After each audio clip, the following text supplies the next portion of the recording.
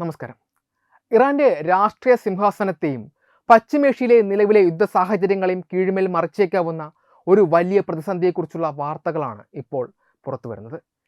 ഇറാന്റെ പുതിയ പരമോന്നത നേതാവായി നിയമിതനായ മുസ്തഫ ഖമനേയിയുടെ അവസ്ഥ അതീവ ഗുരുതരാവസ്ഥയിലാണെന്നും അയാൾ അബോധാവസ്ഥയിൽ ചികിത്സയിലാണെന്നും അന്താരാഷ്ട്ര മാധ്യമങ്ങൾ റിപ്പോർട്ട് ചെയ്യുന്നു. അമേരിക്കയും ഇസ്രയേലുമായി നേരിട്ടുള്ള യുദ്ധം രൂക്ഷമായിരിക്കുന്ന ഈ സമയത്ത് രാജ്യത്തെ യഥാർത്ഥത്തിൽ നയിക്കുന്നത് ആരാണ് എന്ന കാര്യത്തിൽ വലിയ അനിശ്ചിതത്വം നിലനിൽക്കുകയാണ്. ഇറാന്റെ ആത്മീയ തലസ്ഥാനമായ ഖോം നഗരത്തിൽ അതീവ രഹസ്യമായാണ് മുസ്തഫ ചികിത്സയിൽ കഴിയുന്നത് എന്നും ഭരണപരമായ ഒരു തീരുമാനത്തിലും മുസ്തഫ പങ്കുചേരുന്നില്ല എന്നുമാണ് വിവരങ്ങൾ സൂചിപ്പിക്കുന്നത്. ഫെബ്രുവരി 28 നടന്ന ഇസ്രയേൽ അമേരിക്ക സംയുക്ത വ്യോമാക്രമണത്തിൽ അയത്തുള്ള അലി ഖമനേയിക്കൊപ്പം മുസ്തഫയ്ക്കും ഗുരുതരമായി പരിക്കേറ്റിരുന്നു. മുസ്തഫയുടെ മാതാവും ഭാര്യയും മകനും ഇതേ ആക്രമണത്തിൽ കൊല്ലപ്പെടുകയും ചെയ്തു.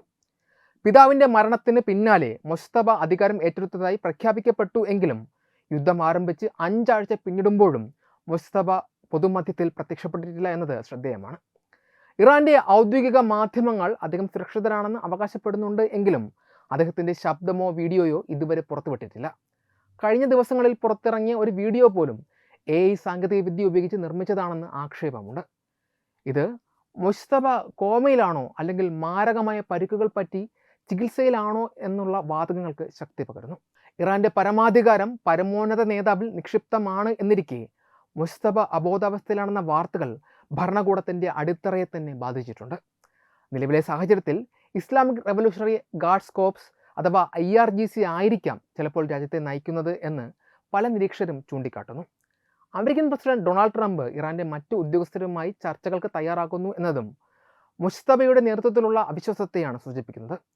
ഇറാന്റെ ഭരണ സംവിധാനം പൂർണ്ണമായും ഒരു വ്യക്തിയിൽ അധിഷ്ഠിതമായിരുന്ന സാഹചര്യത്തിൽ ഇത്തരമൊരു നേതൃശൂന്യത രാജ്യത്തിൻ്റെ പ്രതിരോധ നയങ്ങളെയും തന്ത്രങ്ങളെയും വലിയ രീതിയിൽ ബാധിക്കും. ഇതുകൂടാതെ മുൻ നേതാവ് അയത്തുള്ള അലി ഖമനേയിയുടെ ശവസംസ്കാരം വൈകുന്നത് ഇറാനിലെ ഷിയ പാരമ്പര്യത്തിൽ അസാധാരണമായാണ് കണക്കാക്കപ്പെടുന്നത്. ഖ്വാമിൽ അദ്ദേഹത്തിനായി നിർമ്മിക്കുന്ന വലിയ സംസ്കാരത്തിൽ ഒന്നിലധികം കല്ലറകൾ ഒരുക്കുന്നുണ്ട് എന്നത് മുസ്തഫയുടെ അവസ്ഥയും അതീവ ഗുരുതരമാണെന്ന സംശയത്തിലേക്ക് വിരൽ ചൂണ്ടുന്നു. മരണം നടന്ന് 40 ദിവസം പിന്നിടുന്ന ബുധനാഴ്ച ഖമനേയിയുടെ അന്ത്യകർമ്മങ്ങൾ നടന്നേക്കുമെന്നാണ് സൂചന. അതേസമയം ഹോർമൂസ് കടലിടുക്കുമായി ബന്ധപ്പെട്ട തർക്കങ്ങളിൽ ട്രംപ് നൽകുന്ന അന്ത്യശാസനകളും ഇറാന്റെ അടിസ്ഥാന സൗകര്യങ്ങൾ തകർക്കുമെന്ന മുന്നറിയിപ്പും മേഖലയെ കൂടുതൽ ആശങ്കയിലാഴ്ത്തുന്നുണ്ട്. നേതൃത്വമില്ലാത്ത ഒരു സൈന്യത്തെയും രാജ്യത്തെയും ട്രംപ് തൻ്റെ സമ്മർദ്ദ തന്ത്രങ്ങളിലൂടെ എത്രത്തോളം കീഴടക്കുമെന്ന് വരും ദിവസങ്ങളിൽ കണ്ടറിയേണ്ടതാണ്. നേതാവ് ചികിത്സയിലാണെന്ന സത്യം മറച്ചുവെച്ച് ഇറാന്റെ ഔദ്യോഗിക കേന്ദ്രങ്ങൾ എത്ര കാലം മുന്നോട്ട് പോകുമെന്നതും ലോകം ഉറ്റുനോക്കുന്ന കാര്യമാണ്. ഇറാന്റെ അധികാര സിംഹാസനത്തിൽ നിലനിൽക്കുന്ന അനിശ്ചിതത്വവും മുസ്തഫ ഖമനേയിയുടെ ദുരൂഹമായ ആരോഗ്യസ്ഥിതിയും അന്താരാഷ്ട്ര രാഷ്ട്രീയത്തിൽ വലിയ ചർച്ചകൾക്ക് വഴിതെളിച്ചിട്ടുണ്ട്. രാജ്യത്തെ ഏറ്റവും ശക്തമായ സൈനിക വിഭാഗമായ IRGC അബോധാവസ്ഥയിലെന്ന് പറയപ്പെടുന്ന മുസ്തഫയെ ദയാവധത്തിന് വിധേയമാക്കുമോ എന്നത് അങ്ങേയറ്റം സങ്കീർണവും ഭയാനകവുമായ ഒരു ചോദ്യമാണ്. ഇറാന്റെ ഭരണഘടനയെ അനുസരിച്ച് പരമോന്നത നേതാവ് എന്നത് ദൈവത്തിൻ്റെ ഭൂമിയിലെ പ്രതിനിധിയായിട്ട് കണക്കാക്കപ്പെടുന്ന പദവിയാണ്. അതിനാൽ തന്നെ ഇത്തരം ഒരു തീരുമാനമെടുക്കുന്നത് കേവലം ഒരു രാഷ്ട്രീയ നീക്കം എന്നതിലുപരി വലിയ മതപരവും സാമൂഹികവുമായ പ്രത്യാഘാതങ്ങൾ ഉണ്ടാക്കുന്ന ഒന്നായിരിക്കും. എങ്കിലും അധികാരത്തിന് വേണ്ടിയുള്ള പോരാട്ടങ്ങളിൽ ഇത്തരം കടുത്ത തീരുമാനങ്ങൾക്കുള്ള സാധ്യത പൂർണ്ണമായും തള്ളിക്കളയാൻ സാധിക്കില്ല.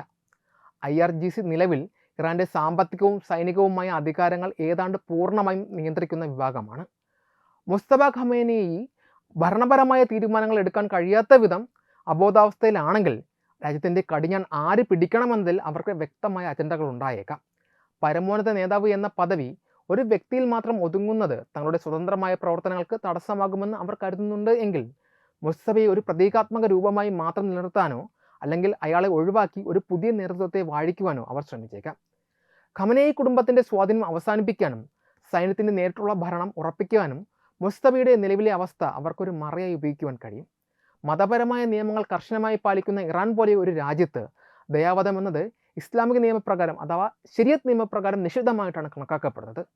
അതിനാൽ തന്നെ ദയാവധം എന്ന പേരിൽ ഒരു നീക്കം നടത്തുവാൻ IRGC എളുപ്പമാകില്ല. എന്നാൽ ചികിത്സാ സഹായം പിൻവലിക്കുകയോ അല്ലെങ്കിൽ സ്വാഭാവിക മരണം എന്ന് തോന്നിപ്പിക്കുന്ന രീതിയിൽ കാര്യങ്ങൾ നീക്കുകയോ ചെയ്യാൻ അവർക്ക് സാധിക്കും. മുസ്തഫയുടെ മരണം സംഭവിച്ചാൽ മാത്രമേ മറ്റൊരു നേതാവിനെ ഔദ്യോഗികമായി തിരഞ്ഞെടുക്കുവാൻ കഴിയൂ എന്നതിനാൽ ഭരണപരമായ സ്തംഭനാവസ്ഥ ഒഴിവാക്കുവാൻ ഇത്തരമൊരു രഹസ്യ നീക്കം അവർ നടത്തിയേക്കാമെന്ന് ചില നിരീക്ഷകർ കരുതുന്നു. പ്രത്യേകിച്ച് അമേരിക്കയും ഇസ്രയേലുമായി യുദ്ധം രൂക്ഷമാകുന്ന ഈ ഘട്ടത്തിൽ ശക്തനായ ഒരു നേതാവില്ലാത്തത് തങ്ങൾക്ക് തിരിച്ചടിയാകുമെന്ന് IRGC ഭയപ്പെടുന്നുണ്ട്. എങ്കിലും ഇത്തരമൊരു നീക്കം IRGCക്ക് വലിയ വെല്ലുവിളികളും ഉയർത്തുന്നുണ്ട്. ഇറാനിലെ ജനങ്ങൾക്കിടയിലും താഴെത്തട്ടിലുള്ള സൈനികർക്കിടയിലും ഖമനേയി കുടുംബത്തോടുള്ള വൈകാരികമായ ബന്ധം തകർക്കുവാൻ അവർക്ക് കഴിയില്ല. മുസ്തഫയുടെ മരണം സംബന്ധിച്ച് നേരിയ സംശയം പോലും ഉയർന്നാൽ അത് സൈന്യത്തിനുള്ളിൽ തന്നെ പിളർപ്പുകൾക്കും ആഭ്യന്തര കലാപങ്ങൾക്കും കാരണമായേക്കാം. കൂടാതെ മതനേതാക്കളുടെ സമിതിയായ അസംബ്ലി ഓഫ് എക്സ്പേർട്സ് ഇത്തരം തീരുമാനങ്ങളിൽ ഇടപെടാൻ സാധ്യതയുള്ളതിനാൽ IRGCക്ക് ഏകപക്ഷീയമായ തീരുമാനങ്ങൾ എടുക്കുന്നത് പ്രയാസകരമായിരിക്കും. ചുരുക്കത്തിൽ അധികാരമോഹവും രാജ്യത്തിൻ്റെ നിലനിൽപ്പും തമ്മിലുള്ള പോരാട്ടത്തിൽ മുസ്തഫ ഖമനേയിയുടെ ജീവൻ ഒരു കരുവാകുന്നുണ്ടോ എന്നത് ഇപ്പോഴും ദുരൂഹതയായി തുടരുകയാണ്. പുറം ലോകത്തിന് മുന്നിൽ അദ്ദേഹം സുരക്ഷിതനാണെന്ന് കാണിക്കുമ്പോഴും അടച്ചിട്ട മുറികൾക്കുള്ളിൽ ഇറാൻ്റെ ഭാവി നിർണ്ണയിക്കാനുള്ള ഗൂഢാലോചനകൾ നടക്കുന്നുണ്ടാകാം. ഇന്ത്യയെ സംബന്ധിച്ചിടത്തോളം ഇറാൻ്റെ ഭരണം പൂർണ്ണമായും IRGCയുടെ കയ്യിലേക്ക് മാറുന്നത് വെല്ലുവിളികൾ ഉയർത്തുന്ന ഒന്നാണ്. ഇറാനിലെ മതനേതാക്കൾ പൊതുവെ ഇന്ത്യയുമായി സന്തുലിതമായ ബന്ധം പുലർത്താനാണ് ആഗ്രഹിക്കുന്നത്. എന്നാൽ IRGC കൂടുതൽ കടുത്ത നിലപാടുള്ള ഒരു വിഭാഗമായതിനാൽ അവരുടെ കീഴിൽ ഇറാൻ്റെ വിദേശ നയം കൂടുതൽ പ്രകോപനകരമാക്കാൻ സാധ്യതയുണ്ട്. ഇത് ഇന്ത്യയുടെ തന്ത്രപ്രധാനമായ ചബഹാർ തുറമുഖ പദ്ധതിയെ ബാധിച്ചേക്കാം. മധ്യേഷ്യയിലേക്കും അഫ്ഗാനിസ്ഥാനിലേക്കും ഇന്ത്യക്ക് പ്രവേശനം നൽകുന്ന പ്രധാന കവാടമാണ് ചബഹാർ.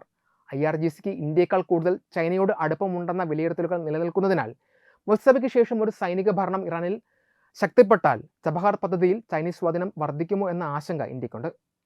മറ്റൊരു പ്രധാന ഘടകം ഇന്ത്യയുടെ ഊർജ്ജ സുരക്ഷയാണ്. ഇന്ത്യയുടെ എണ്ണ ഇറക്കുമതിയുടെ വലിയൊരു ഭാഗം പശ്ചിമേഷ്യയെ ആശ്രയിച്ചാണ് ഇരിക്കുന്നത്.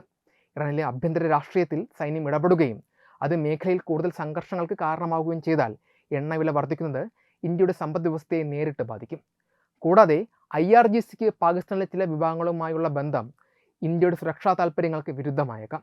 കശ്മീർ പോലെയുള്ള വിഷയങ്ങളിൽ ഇറാൻ ഇതുവരെ സ്വീകരിച്ചു പോന്ന സന്തുലിതമായ നിലപാടുകളിൽ മാറ്റം വരുത്തുവാൻ IRGC പ്രേരിതരായേക്കാമെന്നത് ഇന്ത്യയെ സംബന്ധിച്ചിടത്തോളം ആശങ്കാജനകമാണ്.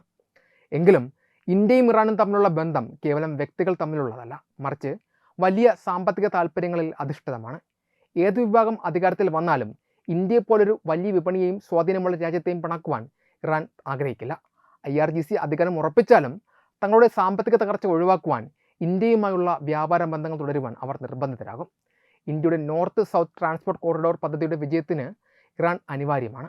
ചുരുക്കത്തിൽ മുസ്തഫ ഖമനേയിയുടെ തിരോധാനം ഇറാൻ്റെ ഭരണ സംവിധാനത്തിൽ സൈന്യത്തിന് മേൽക്കൈ നൽകുമെങ്കിലും ദീർഘകാലാടിസ്ഥാനത്തിലുള്ള ഇന്ത്യ-ഇറാൻ ബന്ധം പൂർണ്ണമായും തകർക്കുവാൻ അത് കാരണമാകില്ല. എന്നാൽ നയതന്ത്ര തലത്തിൽ പുതിയ വെല്ലുവിളികൾ നേരിടുവാൻ ഇന്ത്യ തയ്യാറെടുക്കേണ്ടി വരുമെന്നത് ഏറെക്കുറെ ഉറപ്പായ കാര്യമാണ്. മുസ്തഫ ഖമനേയി അബോധാവസ്ഥയിലാണെന്ന വാർത്തകൾ ശരിയാണെങ്കിൽ അദ്ദേഹത്തെ ദയാവധത്തിന് വിധേയമാക്കിക്കൊണ്ട് സൈന്യം ഭരണം പൂർണ്ണമായും ഏറ്റെടുക്കുന്നത് യുദ്ധം അവസാനിപ്പിക്കുവാൻ സഹായിക്കുമോ എന്നത് ലോകം ഉറ്റുനോക്കുന്ന ചോദ്യമാണ്. എന്നാൽ ഇറാൻ്റെ രാഷ്ട്രീയ ചരിത്രവും IRGCയുടെ പ്രത്യയശാസ്ത്രപരമായ നിലപാടുകളും പരിശോധിക്കുമ്പോൾ അത്തരമൊരു നീക്കം യുദ്ധം അവസാനിപ്പിക്കുന്നതിനാൽ കൂടുതൽ സങ്കീർണമാക്കാനാണ് സാധ്യത എന്നാണ് നിരീക്ഷകർ കരുതുന്നത്. IRGC എന്നത് സൈനിക വിഭാഗം മാത്രമല്ല, മറിച്ച് ഇസ്ലാമിക വിപ്ലവത്തിൻ്റെ മൂല്യങ്ങൾ സംരക്ഷിക്കുവാൻ ബാധ്യസ്ഥരായ ഒരു സായുധ സംഘടനയാണ്.